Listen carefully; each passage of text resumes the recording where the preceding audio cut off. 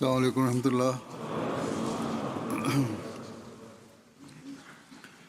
أشهد أن لا إله إلا الله وحده لا شريك له وأشهد أن محمدا عبده ورسوله أما بعد فأعوذ بالله من الشيطان الرجيم بسم الله الرحمن الرحيم الحمد لله رب العالمين الرحمن الرحيم مالك يوم الدين إياك نعبد وإياك نستعين اهدنا الصراط المستقيم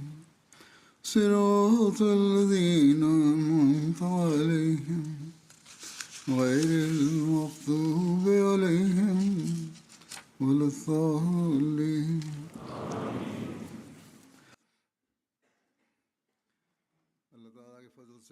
Da yardar Allah buwayi kwanaki uku na taron jasa salada reshen kasar Birtaniya ya kawo ƙarshe ranar Lahadin da ta gabata, inda muka samu falalar Allah buwayi.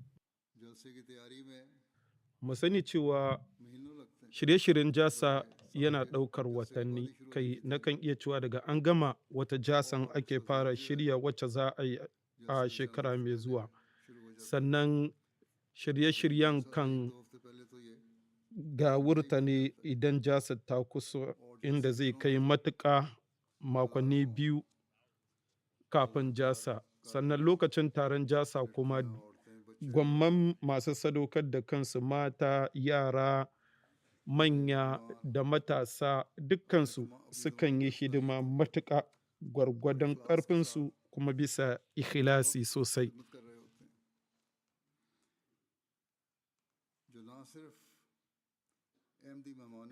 Ƙwazonsu ba wai kwaɗai yana kyautata wa baƙi 'yan Ahmadiyya ba, amma yayin da suke kula da buƙatun baƙi waɗanda ba 'yan Ahmadiyya ba da ma waɗanda ba musulmai ba, waɗanda suka zo daga ƙasashe daban-daban a faɗin duniya, sai kaga kuma suna bayyana taswirar musulunci ta gaskiya.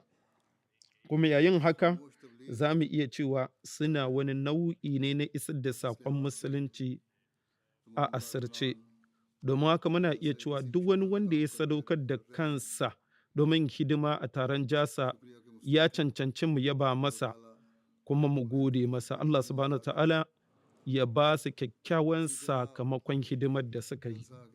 Haka zalika kuma banda waɗanda suka yi hidima kai tsaye a taron jasa, akwai kuma ma'aikatan MTA da yawa daga cikinsu kuma waɗanda suka sadaukar da lokutansu ne. Su kansu sun cancanci mu gode musu, domin sun yi matuƙar ƙoƙarin ganin cewa sun yaɗa shirin taron jasa a dukkan faɗin duniya bisa nagarta. Wannan ma wani babbar kafa ce ta yaɗa saƙon musulunci. Haka zalika akwai kuma kafafen sadarwa waɗanda su ma suka yi nasu aiki wajen yaɗa rahoto. Wato wannan ya haɗa da cibiyarmu ta yaɗa labarai da kuma ta reshen ƙasar Birtaniya ta jama'armu, wanda maza da mata suka ba da gudunmuwa wajen yaɗa saƙonsu ga miliyoyin mutane. Kuma kamar yadda muka gani a shekarun da suka gabata, da yawa daga cikin waɗanda suke sadaukar da lokutansu daga Majalis Khudamul Ahmadiyya reshen Canada sukan zo domin su ga cewa an naɗe filin taron jasa bayan an kammala. To a wannan shekarar ma mun ga cewa akwai waɗanda suka sadaukar da lokutansu daga Australia a cikin matasa, su ma suna aiki tukuru kuma sun cancanci mu gode musu. Allah su ma ya saka musu da alkhairi. Irin kyakkyawan tasirin da aka yi wa waɗanda ba 'yan Ahmadiyya ba, da ma'aikata suka waɗanda ba 'yan Ahmadiyya ba, ya bayyana musu kyakkyawan hoton musulunci da na jama'armu, kuma abin ya yi musu tasiri, sun bayyana ra'ayoyinsu sosai da kuma nuna godiya. Yanzu zan gabatar muku da wasu daga cikin ra'ayoyin nasu daga cikin waɗanda na zaɓa, domin gaskiya ba ta yiwuwa in iya kawo duka, amma dai aƙalla zan gabatar muku da wasu daga ciki. Haka zalika ni da kaina ina son in yi matuƙar miƙa godiya ga waɗanda suka sadaukar da kawunansu wajen yin hidima daga cikin maza da mata. Haka zalika kuma su sani cewa su kansu su koma ga yi wa Allah godiya da ya ba su dama da kuma iko na yi wa baƙi na Masihul Maudu alaihi salam hidima. Irin wannan godiya kuma da mutane suka yi muku, ya sanya ku ƙara matuƙar zama masu tawali'u, ku duƙufa gaban Ubangiji fiye da da, kuma ku zama masu matuƙar godiya gare shi. Allah subhanahu ta'ala ya ba ku ikon yin haka. Kamar yadda na riga na faɗi, zan gabatar da wasu daga cikin ra'ayoyin baƙi. Na farko wanda zan fara gabatarwa shine ta Mr. Lamin Jabbi Sahib, minista ne na sadarwa a Gambia da kuma tattalin arziki, inda yake cewa gaskiya da na shaidi taron Jasar Salana na yi matuƙar mamakin abin da na gani. Wannan taro ne lalle babba na duniya wanda aka gina shi a bisa matuƙar sadaukarwa wacce ba ta girgiza. Abu ne mai matuƙar tasiri ka fahimci cewa irin wannan babban taro wai fa tushensa a Ƙadiyan ne, kuma mutane 75 ne kawai. Sannan dangane da tsara shi da aka yi kuma, mun ga yanzu gashi ya yi matuƙar fice. Sannan ana yaɗa shi ta kafar satellite zuwa ga ƙasashe 200 a faɗin duniya. Sannan kuma na yi matuƙar mamakin ganin cewa ma a cikin shirye-shiryen da taron ba a buƙatar 'yan sanda, sannan kuma ba kuɗi aka ba waɗanda suka halarta ba. Na ga manya-manyan masu faɗa a ji a wajen aikinsu da likitoci da matasa sun bar ayyukansu na yau da kullum cikin sa kai da neman lada, suna tsaftace muhalli, suna dafa abinci, sannan kuma suna kula da zirga-zirgar sufuri. Sannan idan aka yi kiran sallah kuma, wannan taro wanda yake ɗauke da mutane daga ƙabilu daban-daban, kai tsaye sai ka ga ko'ina ya yi shiru, hatta kai cewa ko da suɓucewar dirar allura ba za ka ji daga gurin wani ba. Ganin irin wannan abu, irin wannan taro wanda yake cike da tarbiyya da kyakkyawan tsari, gaskiya abu ne mai wuya a duniyar da muke ciki yanzu. Ya ƙara da cewa, da kuma na shaidi mubaya'a ta duniya inda na ga dubban mutane waɗanda suke cike da shauƙi, sai suka yi irin wannan sarƙa ta bil'adama, suka ƙulla alaƙarsu da limaminsu. Wannan abu sai ya zama wani fitacce ne dangane da alaƙarsu. Kuma abin da ya fi burge ni shine game da tasirin jama'ar a faɗin duniya, sai na ga cewa ba wai a sanadiyar wani kuɗi ba ne ba ko siyasa. A'a, kawai sakamakon duƙufa ne ga cimma nagarta da ikhlasi da kuma riƙo da saƙon zaman lafiya a aikace.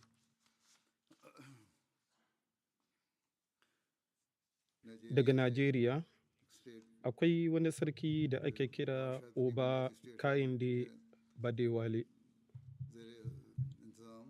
Yana kula da kusan rabin jiha.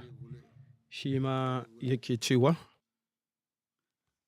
da na bar masarauta ta zan halarci taron Jasa Salana da ke Birtaniya, gaskiya ban taɓa tunanin cewa zan kasance da irin wannan fitaccen taro na addini wanda zai yi matuƙar tasiri a rayuwata ba. Da isowata wannan guri, ba wai kawai na ga kyakkyawan misalai na ladabi da 'yan uwantaka da hidima ga bil'adama ba, na kuma haɗu da mutane daga ƙasashe da ƙabilu daban-daban cikin haɗin kai da ƙauna da mutunta juna da ‘yan uwantaka. An yi matuƙar karrama mu, wanda abu ne da zan ci gaba da tunawa sosai da sosai. Na samu damar koyin abubuwa daban-daban a wannan guri, amma abu na fi tunawa da shi shine haɗuwa da limamin jama'arsu da sauraron jawabansa, inda na koyi darussa da yawa a cikinsu. Haka kuma na ji rahoto game da ci gaban jama'ar musulmi Ahmadiyya a duniya, wanda gaskiya abin mamaki ne, abin al'ajabi kuma abin burgewa. Sannan sai ke ci gaba da cewa taken ku soyayya zalla ƙiyayya sam, ba wai kawai kurarin baki ba ne ba da na lura da shi. Wannan shi ke bambance jama'ar musulmi Ahmadiyya. Da a ce duniya za ta yi riko da ruhin soyayya da haƙuri da mutunta bil'adama, to ba tare da shakka ba, da duniya ta zama dandamalin zaman lafiya. Ya ci gaba da cewa yaɗa shirye-shiryen cikin harsuna daban-daban a faɗin duniya shi ma ya matuƙar ƙayatar da ni da burge ni.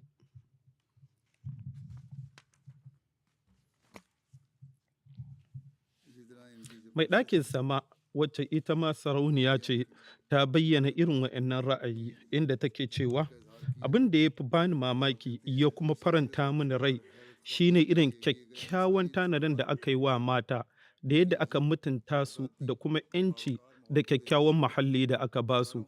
Ganin irin dubban mata sun zo cikin tsari, sun kuma tafi, sun bar wajen taron cikin tsari, sun halarci taron jasa cikin mutunci, wannan ya sauya ra'ayina game da musulunci. Ni a ra'ayina jama'ar musulmi Ahmadiyya a aikace suke bayyana wa mutane yadda musulunci yake mutunta mata da ba su haƙoƙinsu. Akwai wani baƙo daga Senegal mai suna Mr. Alioune Badara Sam, tsohon gwamna ne na St. Louis, inda yake cewa abin da ya fi burge ni shine irin kyakkyawan tsarin. Duk da yawaitar mahalarta, abu ne bayyananne cewa taron jasa an shirya shi cikin matuƙar kulawa da nagarta.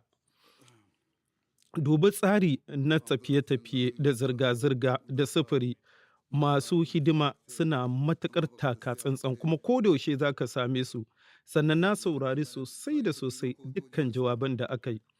A nan ku sani cewa gashi ko da waɗanda ba 'yan Ahmadiyya ba, ba wai kawai suna zauna a wajen taro ba, sun ce suna sauraron taron cikin nutsuwa. Sannan shirye-shiryen da aka yi yatsa saƙon cikin harsuna daban-daban, shi ma ya yi fice domin ya ba mu ikon fahimtar maƙalin da aka gabatar. A taron jasar gaba ɗaya, abin saƙon da ya fi fitowa shine saƙo na ƙaunatayya da zaman lafiya da 'yan uwantaka.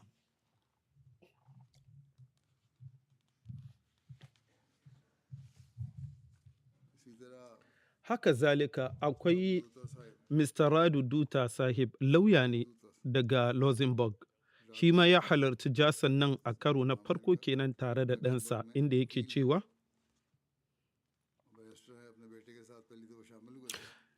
kwanaki uku na jasa sai suka zama kwanaki mafi muhimmanci a rayuwata, domin a karo na farko na shaidi irin babban taro a cikin mutunci da kima na musulmai, kuma duk da yawaitar mutane, taron baki ɗaya sai na ga cewa mafi yawanci waɗanda suka sadaukar da kansu ne suka lura da shi cikin nagarta. Sai na ga tamkar mutane sun zo daga ƙasashe daban-daban, amma ji nake kamar 'yan dangi ɗaya ne. Kowanne ɗan sa kai yana hidima ga baƙi cikin murmushi.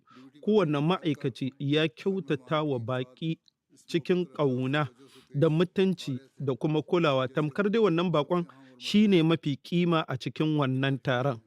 Da na shaidu kuma mubaya'a ta duniya, domin ta yi wa baƙi tasiri, sai ke cewa sannan idan ka dubi yadda aka yi wannan taro na mubaya'a na duniya, abu ne na burgewa da ba zan taɓa mantawa ba.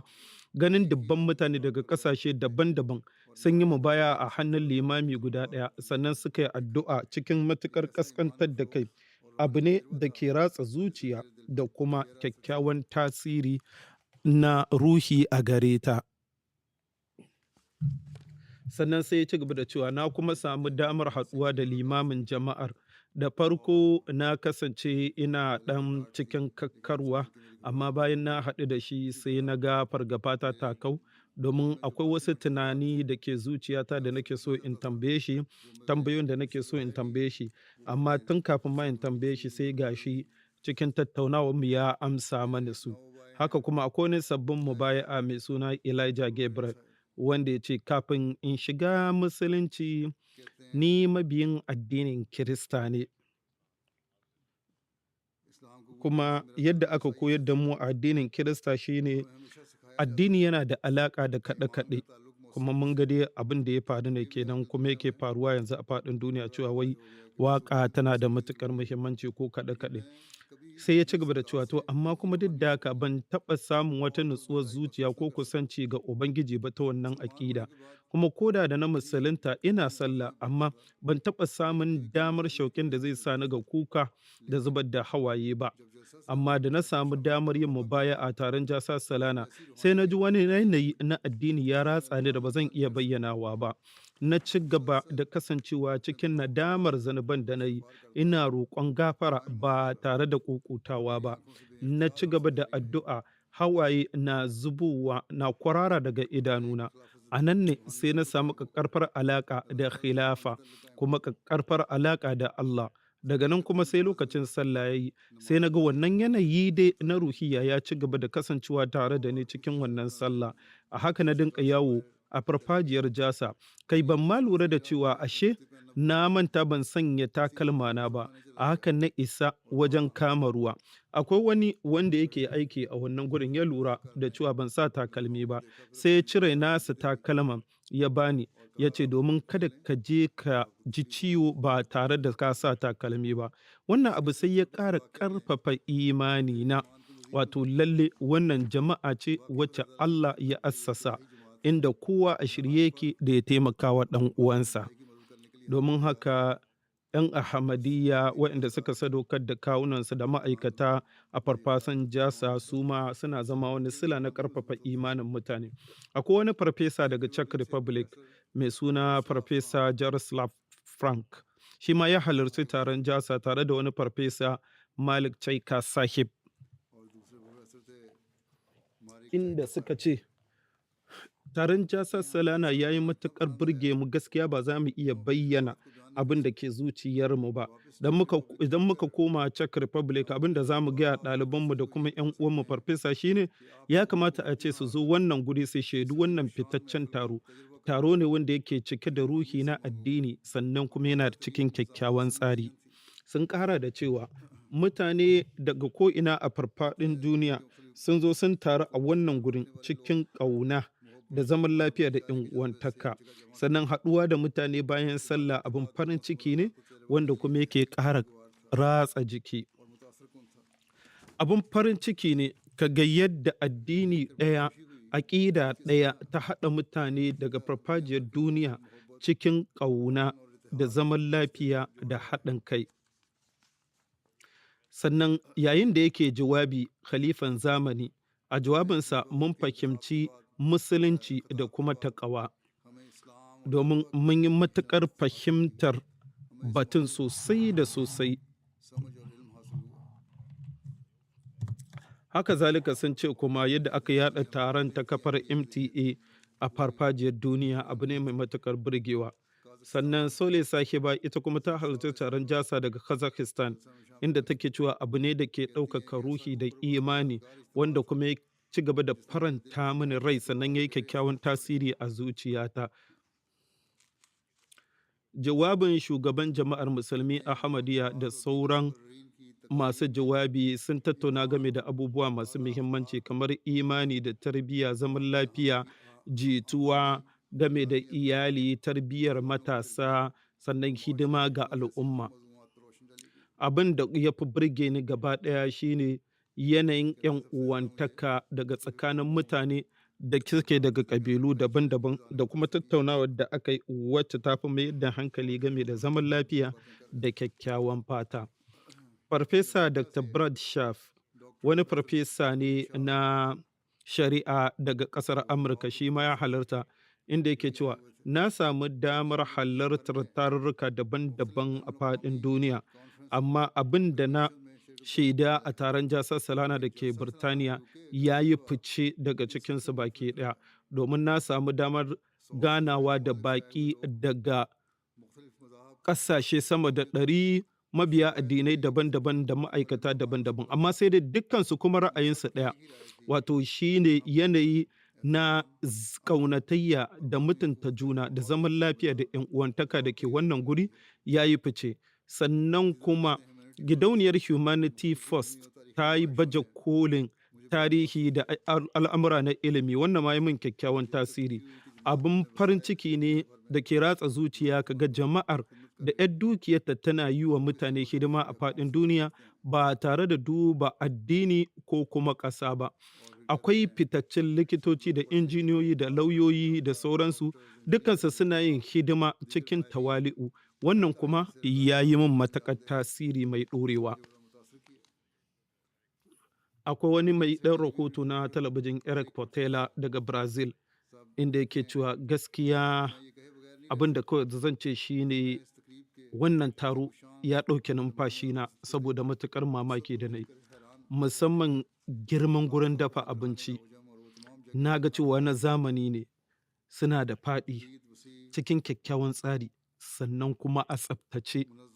Ganin irin wannan sadaukarwa da jajircewar duk wanda ya sadaukar da ransa, wannan abu ne da ya cika zuciyata da farin ciki da kuma salama. Farfesa Yusuf Morales daga Philippines ya zo tare da matarsa, Farfesa Shirma Morales.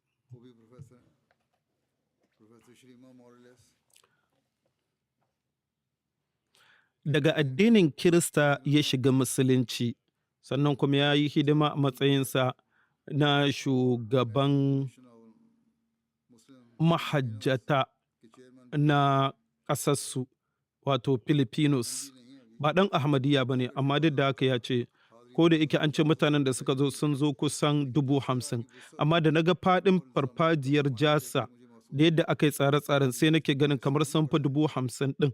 Kuma na yi matuƙar mamaki game da dubban masu hidima waɗanda suka bar ayyukansu suka zo suna hidima, inda suke hidima misali ɓangaren saukar baƙi da abinci da tafiye-tafiye da tsafta da yadda aka dinka kula da dubban mutane. Duk da dai kuma masu sadaukarwa suna da kuɗi, amma suna yin hidima cikin matuƙar ƙasƙantar da kai da tawali'u. Waɗannan su ne siffofi da za su iya tabbatar da zaman lafiya da jituwa a cikin al'umma. Na ga 'yan yara suna rabawa mutane ruwan sha, aka zalika na ga wasu 'yan yara biyu, tana iya yiwa 'yan shekaru 14 ko 15, a fannin abinci. Nauyin da aka ɗora musu shine suna zagaya suna rabawa kusan mutane 300 abinci. Wannan abin mamaki ne. Sannan isuwa ta wannan guri kuma na samu labarin cewa sa Muhammad Zafar Khan Sahib shi ma ɗan Ahmadiyya ne. Sannan kuma na samu labari game da nasarorin Dr. Abdulsalam Sahib. Haka zalika kuma jawabin limamin jama'ar musulmi Ahmadiyya ya yi matuƙar burge ni. A cikin ɗan ƙanƙanin lokaci ya tattauna batutuwa daban-daban, inda ya tattauna kowanne batu cikin kyakkyawan tsari da sauƙi da kuma yadda za a fahimta cikin nagarta.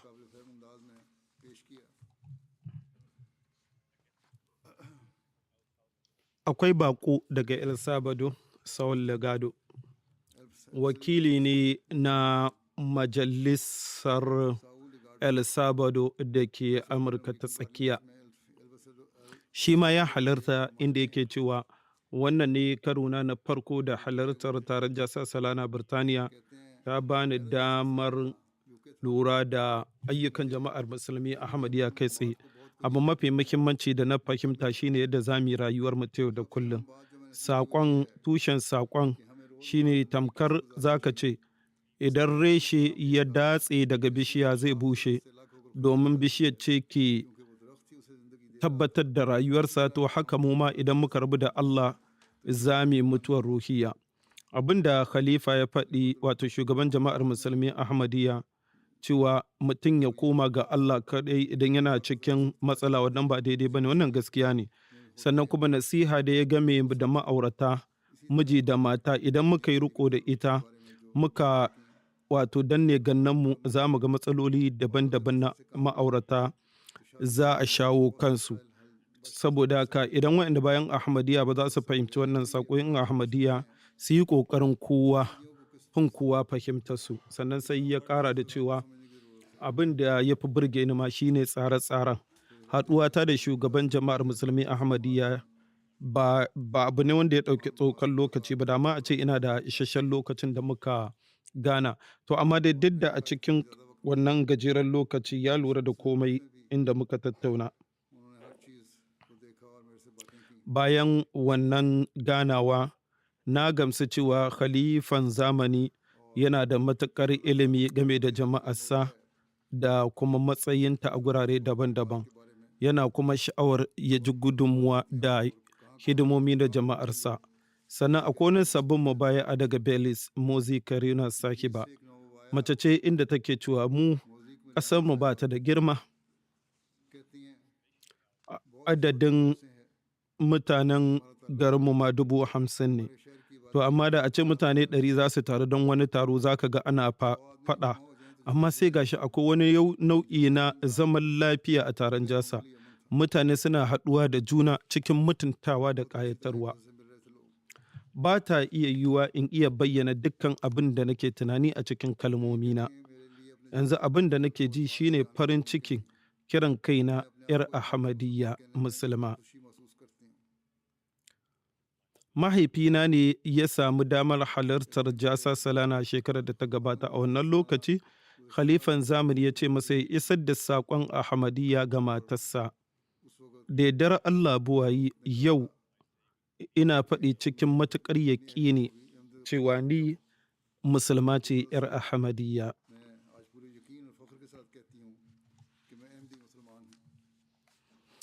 Solin Penkov daga Bulgaria, sakatare ne na ma'aikatar ƙwadago, inda shi ma yake cewa na halarci taron jasa salana a birane daban-daban da ke ƙasar Jamus sau da dama, amma halartar taron jasa salana da ke Birtaniya ya yi fice dangane da tsari da faɗi da girma. Abin da ya fi burge ni shine irin faɗin farfajiyar filin jasar da kuma yadda aka samu da wani ɗan gari na wucin gadi a ƙanƙanin lokaci. Dukkan buƙatun da za a nema a wannan guri an gabatar cikin ƙanƙanin lokaci kuma cikin nagarta. Sannan mutane sama da 50,000 ne suka zo. Jawaban da aka yi a farfajiyar jasa suna da matuƙar ilmantarwa, na malamai ne kuma ƙayatattu. Masu jawabi sun gabatar da batu game da addini da kimiyya cikin fice, inda suka ƙara ilimin waɗanda suka halarta.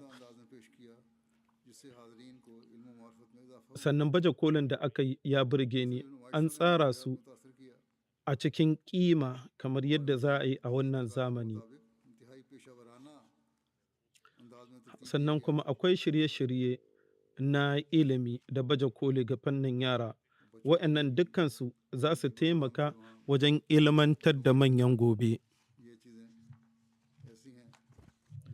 Ahmadu Ba Sahib daga Senegal, ɗan ɗariƙar Tijjaniya ne kuma shugaban yankinsu ne, inda yake cewa irin wannan fitaccen tsari da shirye-shirye na farfajiyar jasa ya yi matuƙar burge ni. Yadda aka yi wannan taron jasa, irin kyakkyawan tsari na tsaro da kuma kyakkyawar tarbiyyar waɗanda suka halarta da hikimarsu da kyakkyawan halayensu, kuma musamman da irin fitacciyar halayyar 'yan Ahmadiyya, ya yi mini matuƙar kyakkyawan tasiri a zuciyata.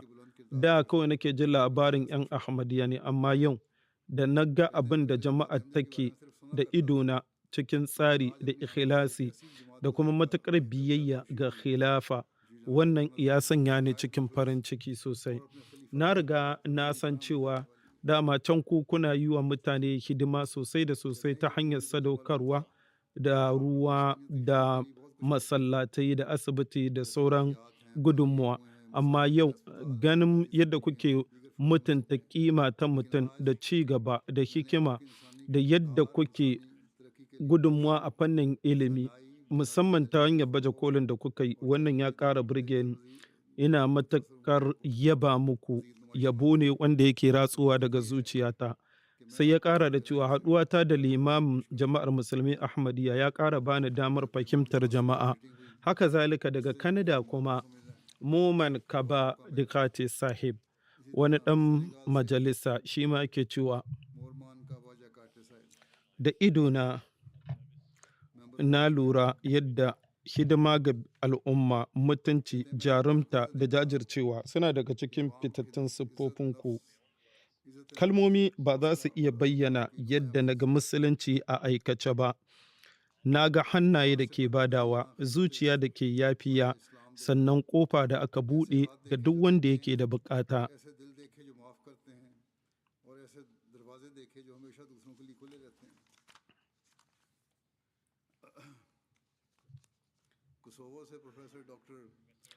Farfesa Dr. Khalil Ibrahim Sahib daga Kosovo, shi ma wani fitaccen malami ne mai bincike kuma farfesa ne, sannan kuma ana matuƙar mutunta shi a Kosovo saboda ayyukansa na ilimi da malinta da bincike, inda yake cewa yadda na ga tarbiyya a aikace da haɗin kai da sadaukarwa a kowanne fanni abu ne wanda yake mai matuƙar kima. Sannan na lura da ƙauna da ikhlasi da mutunci da karamtawa daga hannun kowa. Wannan yasa ba zan taɓa iya manta wannan taro ba da na halarta. Kuma a cikin wa'innan kwanaki na samu damar halartar jawabai da makalu daban-daban, musamman na shugaban jama'ar musulmi Ahmadiyya. Sannan na gana da shi kai tsaye. Abin da ya fi burge ni sosai shine yadda aka ci gaba da tattauna batu game da zaman lafiya da interfaith da mutunta juna, da kuma cewa kowanne mutum ya zama cewa yana zama wani ginshiki naku. A zamaninmu yanzu da muke ciki, inda saɓani game da addini, tsaurin rai da kuma tsaurin ra'ayi da rashin haƙuri na ƙara zama barazana a fannoni daban-daban na duniya. Wayannan saƙon naku lalle sun zo a daidai lokaci, kuma za su zama shiriya ga bil'adama.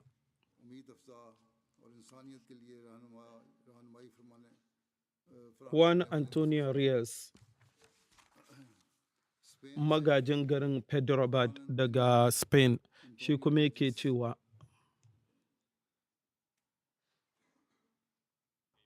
taron Jasa Salana ya ba mu damar shaida cewa wannan ba taro ba ne kawai na bikin aƙida, amma taro ne na yadda mutane daga ƙasashe daban-daban da ƙabilu daban-daban da ma'aikata daban-daban suka haɗa kansu, wanda zaman lafiya da mutunci da uwantaka ce ta haɗa su. Ta hanyar baje koli da kuma ilmantarwa, shirye-shirye masu ilmantarwa, na kuma samu labarin irin ayyukan da jama'ar musulmi Ahmadiyya suke a fannoni daban-daban na rayuwa. Sannan akwai baƙi lauyoyi guda biyu daga Australia, Caroline Sahiba da Hana Sahiba, su ma sun halarci taron Jasa, inda suke cewa lalle muna iya cewa mun yi dace da muka halarci taron Jasa Salana, domin shirye-shiryen sun matuƙar burge mu da ƙayatar da mu. Akwai yanayi na zaman lafiya a ko'ina. A ko'ina na duba a ciki da wajen taron Jasa, ba na ganin faɗa ko kuma surutu. Mutane cikin zaman lumana, cikin nutsuwa kamar haka ba za ka taɓa samun su a wani guri a duniya ba. Kowa a shirye yake da ya taimaka wani. Abin farin ciki ne ka ga yara suna raba ruwa. Sannan kuma na halarci taron kare haƙƙin bil'adama da aka yi. Irin jajircewar jama'ar wajen yaɗa zaman lafiya a faɗin duniya da kuma mutunta haƙƙin bil'adama, wato kuma haƙƙi ba wai kawai na ɗan Ahmadiyya ba, na dukkan wanda ake zalunta, da kuma kushe waɗanda ake cutarwa. abu ne wanda yake fitacce kuma ya yi matuƙar burge ni. Ba shakka kai abin ya yi matuƙar burge ta har sai da ta yi wa malaminsa alƙawarin cewa shekara mai zuwa zai dawo da ita.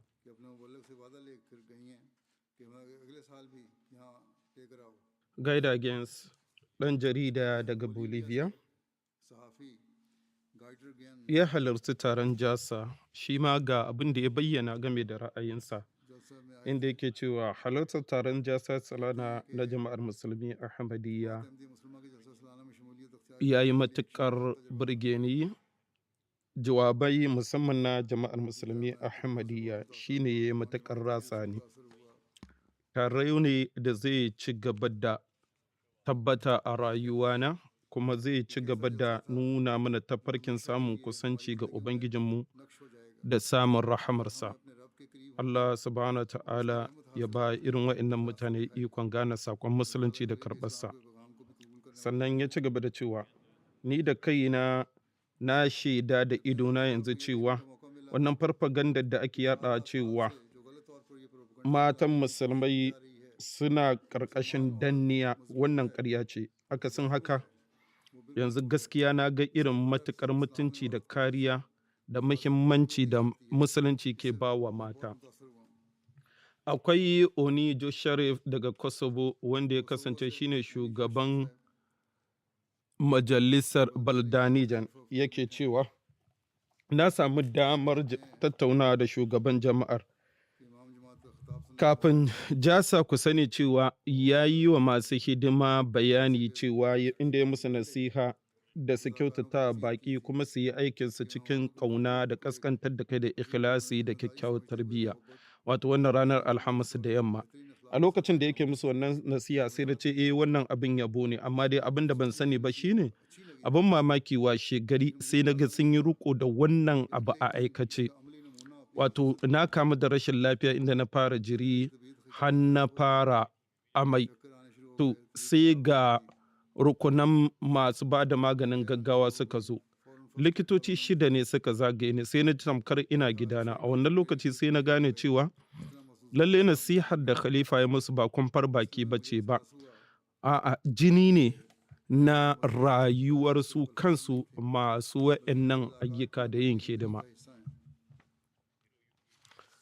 Hiroyuki Iwamoto daga Japan yake cewa lalle tafiya ce da ba za mu manta da ita ba.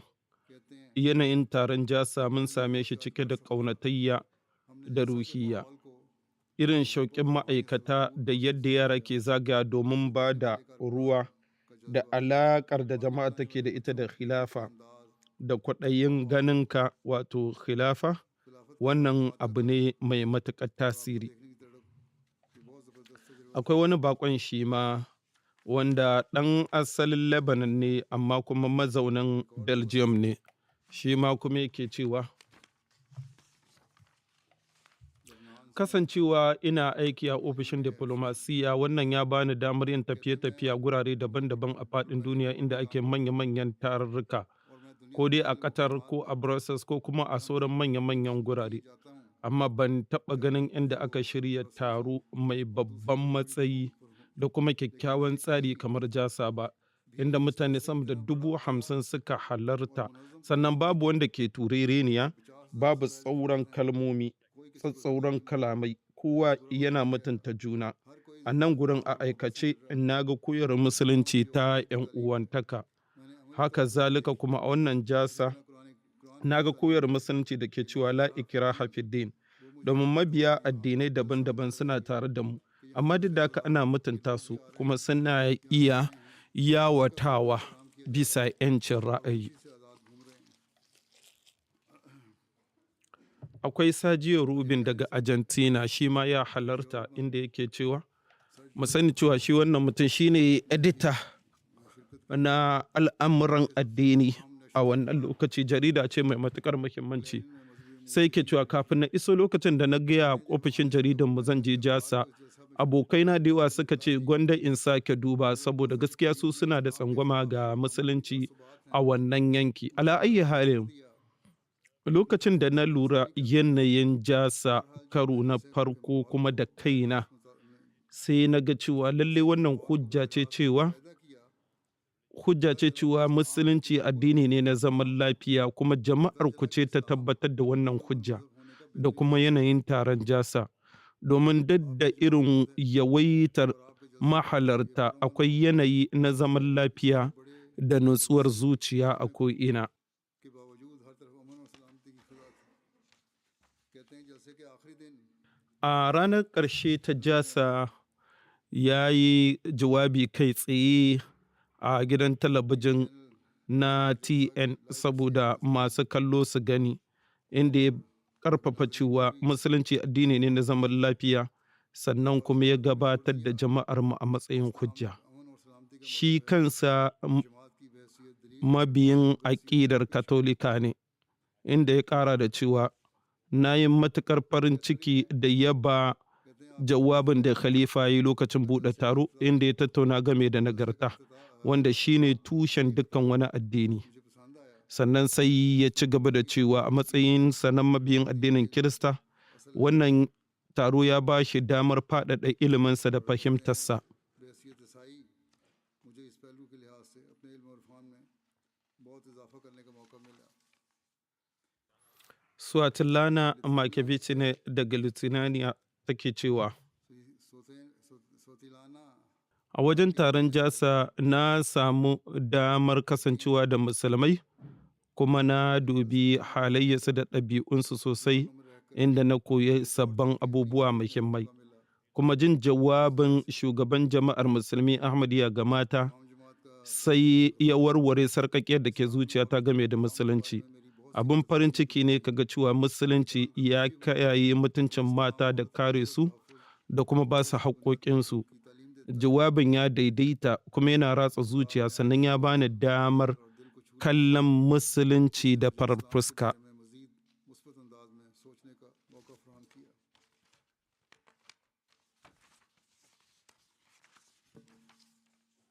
Switzerland से अक़वाम मुत्तहिदा की Julia Petese, wacce ta kasance सल्टन ana gana da ita a Majalisar Ɗinkin Duniya ɓangaren fafutukar haƙoƙin bil'adama, ya ce wannan sabon abu ne da na gani, amma kuma na samu da jama'a, inda na samu damar lura da jama'a bisa koyarwar addini da ilimi mai faɗi.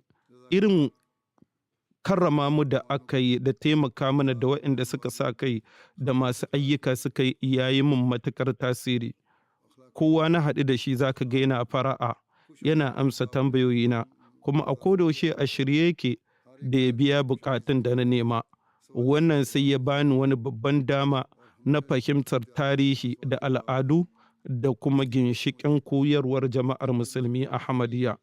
Haka zalika kuma ta yaba da baje kolin da aka yi, inda take cewa lallai suna ilmantarwa kuma sun gabatar da tarihi da hidimomi na jama'ar musulmi Ahmadiyya a fannoni daban-daban ta yadda mutum zai gamsu. Sannan kuma baje kolin da aka dangane da gudunmuwar mata lalle ya ilmantar da ni, domin ya bani damar fahimtar mahangar jama'ar musulmi Ahmadiyya game da mata. Sannan akwai Farfesa Federica Suna Sahiba daga Turin a Italy. Ita ma take cewa taron jasa salana na ga jituwa da hikima da daidaituwar addini a tsakanin mutanen. मानियत का एक खूबसूरत इम्तिजाज नजर आया। Idan muka duba ta fuskar hankali, abin da ya fi burge ni shine irin matuƙar ƙawa da falalar da aka shirya taron a bisansa.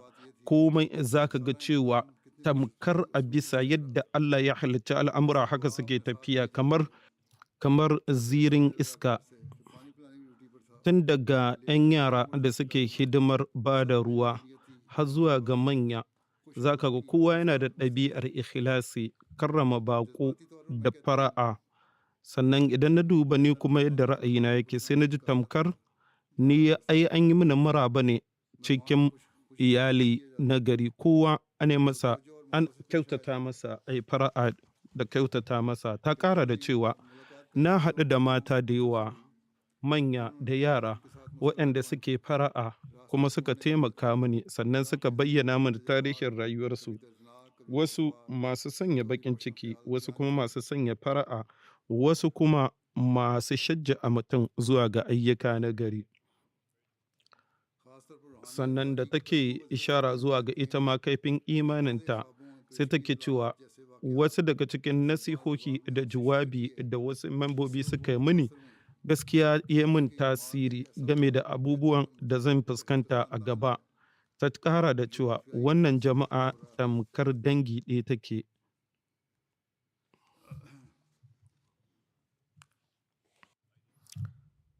Janab Aidin Sahib, ƙwararriyar masaniyar ilimin zamantakewa da addini da ke Roma, ta ce abu na farko da zai ja hankalinka shine taruwar mutane daga ƙasashe da harsuna da al'adu daban-daban a wuri ɗaya. Sannan bikin da aka ɗaga tutocin ƙasashe daban-daban tare da tutar jama'ar ya nuna wannan haɗin kai na duniya sosai a cikin jama'ar. Wato ƙaramar duniya kamar yadda za ka ce, amma inda mutane daban-daban ke zaune tare ba tare da rasa asalinsu ko saɓa musu ba. Sai take cewa a matsayina na ƙwararriyar masaniyar ilimin zamantakewa da addini, taron Jasa Salana ya bani damar lura da yadda mutane ko kuma addini ke riko da al'adun mutane duk da kuma koyarwa ɗaya, sannan ya haɗa kawunansu. Sannan ta bayyana godiyarta ga irin karamci da aka yi mata da kuma kyautata musamman daga gurin waɗanda suke ma'aikata. Reverend Toniso Sahib daga Stony Nakoda First Nation a Canada, shi ma yake cewa ganin irin wannan babban taro abin ƙayatarwa ne a gare ni, domin akwai kyakkyawan shiri da aka yi inda kowa za ka ga yana ƙoƙarin ya ba da gudunmuwarsa gwargwadon iko domin ya tabbatar da cewa al'amura sun tafi daidai. Ya ƙara da cewa tsara irin wannan taro mai girma ba abu ne mai sauƙi ba, amma kuma irin hidimar da aka yi wannan ya burge ni. Farfesa Metin Bozan daga Turkiya, baƙo ne wanda ba ɗan Ahmadiyya ba, kuma farfesa ne kuma shugaban sashen tarihin addinin Musulunci a Jami'ar Dikile. A ƙarƙashin jagorancinsa mun ga yadda ɗalibai su ma suka yi nazari game da jama'ar musulmi a Ahmadiyya. Mutumin yake cewa kowane fanni na shirye-shiryen jasa da ayyukan da aka yi an yi su ne cikin matuƙar tarbiyya da ladabi, inda ya ƙara da cewa wato mu dai ƙa'idarmu shi ne duk wanda ya yi imani da Allah da manzansa da kuma ranar lahira, sannan kuma ya biya ginshiƙan ƙa'idoji na addinin musulunci, to musulmi ne. Saboda haka mu ba mu yarda da cewa a cewa irin wannan mutum kafiri ba ne. Saboda haka mu a ra'ayinmu 'yan Ahmadiyya ne ma musulmai ne. Amma sai dai abin da za mu ce, dama za a ce malamai musamman na Pakistan za su fahimci wannan shi ma. Sannan mutumin ya ci gaba da cewa na yi matuƙar yabawa ƙwazon jama'ar wajen wanzar da zaman lafiya faɗin duniya da tsaro. Sai ya ci gaba da cewa sau da dama na lura yadda aka rarraba maza da mata, wato kowa yana keɓantaccen guri, wanda ya ƙara tabbatar da riƙonsu da koyar musulunci ta rasha cakuɗuwar maza da mata. Pierre Vale Sahib daga Faransa, shugaban ƙungiyar haɗin kan ƙungiyoyi da mutane don 'yancin al'amura, ya ce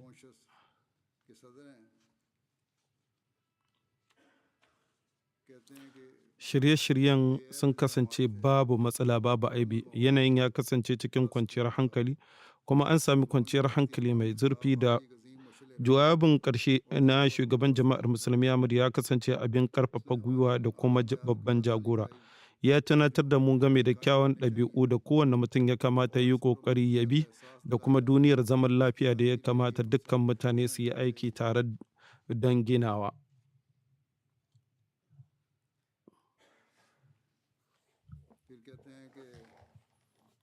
Ya ƙara da cewa ina matuƙar miƙa godiyata domin wannan ziyara ta bani damar ganin saƙon jama'ar musulmi Ahmadiyya aikace na zaman lafiya da ƙaunatayya da uwantaka.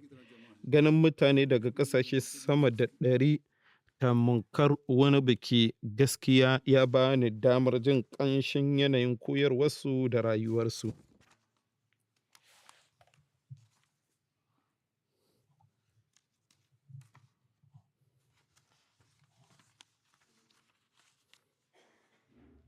Belgium से एक जर्नलिस्ट हैं, Akwai ɗan jarida daga Belgium wanda yake cewa, वो कहते हैं da na taɓa halartar taron JASA, amma wannan karo gaskiya jawabin da jama'ar musulmi Ahmadiyya wanda yi wa sashen mata ne ya fi burge ni.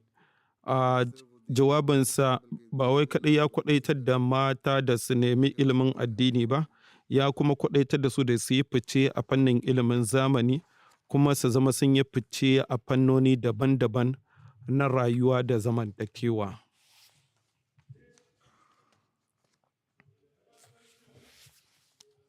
इसी तरह जापान से Farfesa Minasaki Hiroko Sahiba daga Japan, साहिबाएं wanda ta yi bincike game da jama'ar musulmi Ahmadiyya inda kuma ta rubuta littafi, ita ma ta bayyana ra'ayinta yayin da take bincike. Ta ziyarci rabuwa ƙadiyan da sauran gurare inda kuma ta yi kyakkyawar fahimtar jama'ar, inda take cewa, na haɗu da wani ɗan Jamus matashi a Jasa wanda ya yi mubaya'a a wannan rana. Da na tambaye shi mai yasa ya shiga jama'ar, sai ce yanayin Jasa da ɗan uwantaka da ƙaunatayya a tsakanin 'yan Ahmadiyya ne ya karkato zuciyarsa zuwa ga Ahmadiyya. Haka kuma ta yaba da ma'aikatan taron Jasa sosai.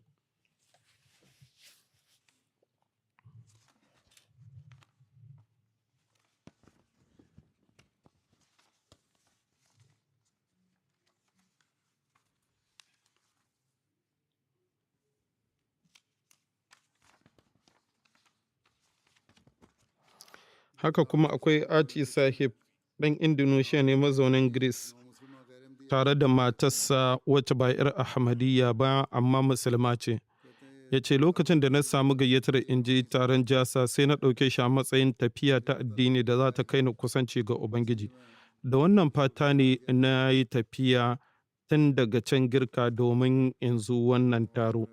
Jawabin shugaban jama'ar musulmi Ahmadiyya ya yi matuƙar tasiri a kaina, haka kuma gaskiya irin hidimar da aka yi wato daga gurin ma'aikata ta yi matuƙar burge ni.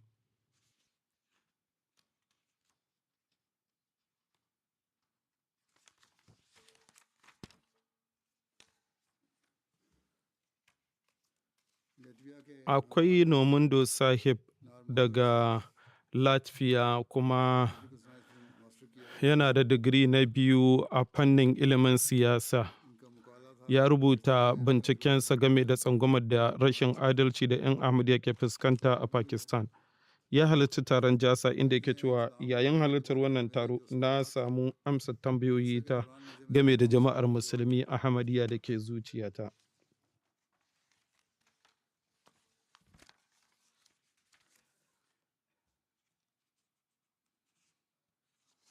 Sannan akwai wata mata daga cikin wakilai wacce ta zo daga Girka, take cewa lalle abin ƙayatarwa ne, duk ma'aikata sun kasance masu fara'a da taimakawa baƙi. Sannan kuma baje kolin ya yi matuƙar ƙayatarwa, musamman na The Review of Religion game da tarihin Musulunci. Na so a ce zan ƙara awanni a wannan lokaci ina dubawa. Sannan kuma an gaya mini game da kayan tarihi da aka samu.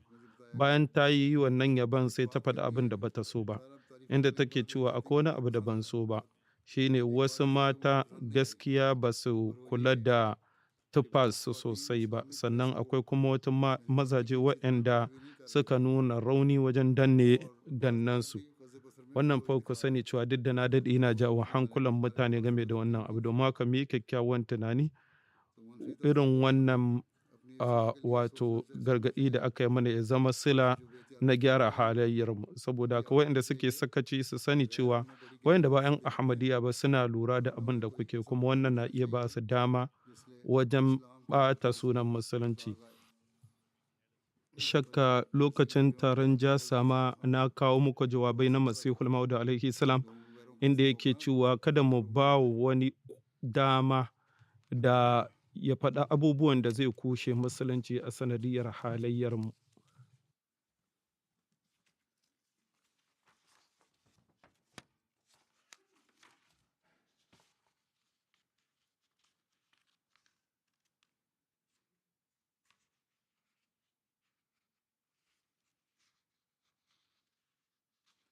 Daga Poland akwai wani farfesa wacce ke Lamentowicz.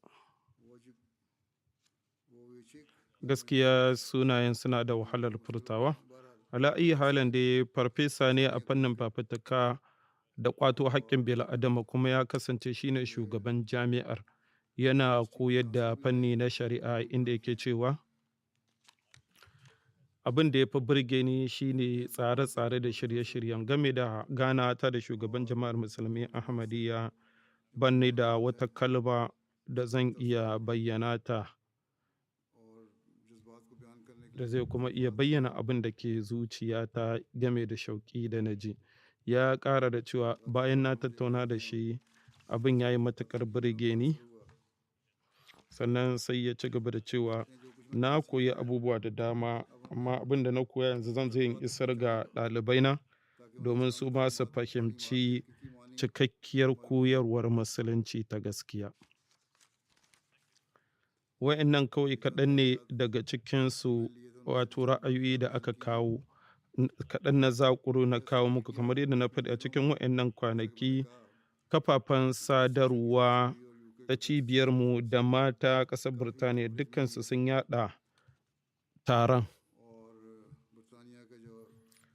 The Times, ɗaya daga cikin fitattun jaridun ƙasar Birtaniya, ta yi matuƙar yaɗa taron sosai da sosai. Sannan akwai kuma wasu fannoni na kafafen sadarwa da suka yaɗa taron. Kafafen sadarwa sun kasance akwai jaridu 16 waɗanda suke da gwamman miliyoyin mutane da suke karanta, sannan kuma gidan rediyo 35, ƙarin 10 kenan da muka samu a shekarar da ta gabata. Sannan akwai gidan talabijin shirye-shirye guda 6 wanda suke da masu kallon su miliyan 7.2. Sannan kafafen sada zumunta akwai 530. Wato idan aka haɗa gaba ɗaya dai ta kafafen sadarwa akwai, an isar da saƙon zuwa ga miliyan 52.8.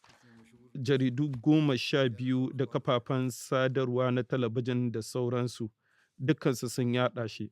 Daga cikin kuma ra'ayin 'yan jaridu, ɗaya daga cikin mata 'yan jarida, bayan ta ga mubaya'a da aka yi ta duniya, sai ta ce abin ya yi matuƙar ratsa ni, idona cike yake da hawaye, domin wannan yanayi ne da ban taɓa gani a duniya ba. Bana kuma akwai wanda zai taɓa iya shirya irin wannan taro a faɗin duniya, ya sa mutum ya ji irin wannan shauƙi a tare da su, domin guri ne wanda ke burge mutum, ya masa kwarjini. Akwai sauran 'yan jaridu su ma da suke da irin wa'innan ra'ayi. MTA Africa ita ma ta yi aiki tuƙuru. 'Yan jaridu 20 ne suka zo a matsayin wakilanta, inda suka tura rahoto 157. Rahotonsu ya isa ga mutane miliyan 63 da batu na Jasa. A Afirka baki ɗaya an yaɗa taron Jasa Salana a sama da kafafe 18. Sannan kuma an ce wannan saƙo ne da ya isa ga kusan mutane miliyan 35.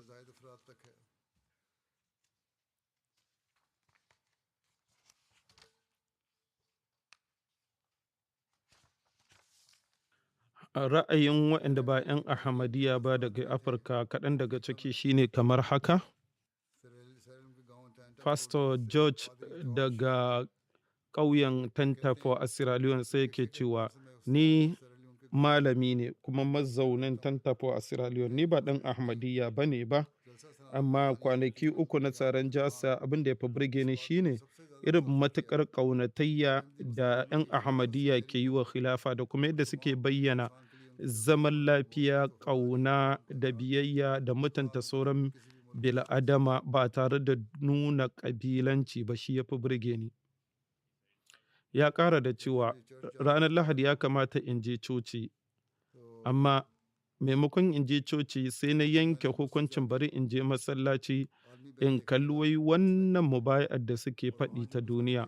Abin da na gani gaskiya ya saba wa abin da na yi fahimta.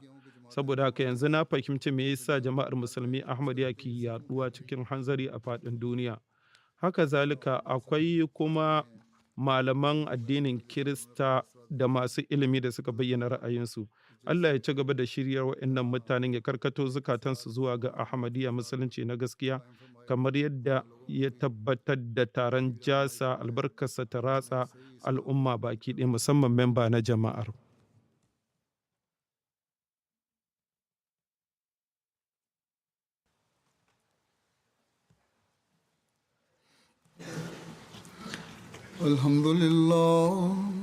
الحمد لله نحمده ونستعينه ونستغفره ونؤمن به ونتوكل عليه ونعوذ بالله من شرور أنفسنا ومن سيئات أعمالنا من يهده الله فلا مضل له ومن يضلل فلا هادي له ونشهد أن لا إله إلا الله ونشهد أن محمدا عبده ورسوله عباد الله رحمكم الله إن الله يأمر بالعدل والإحسان وإيتاء ذي القربى وينهى عن الفحشاء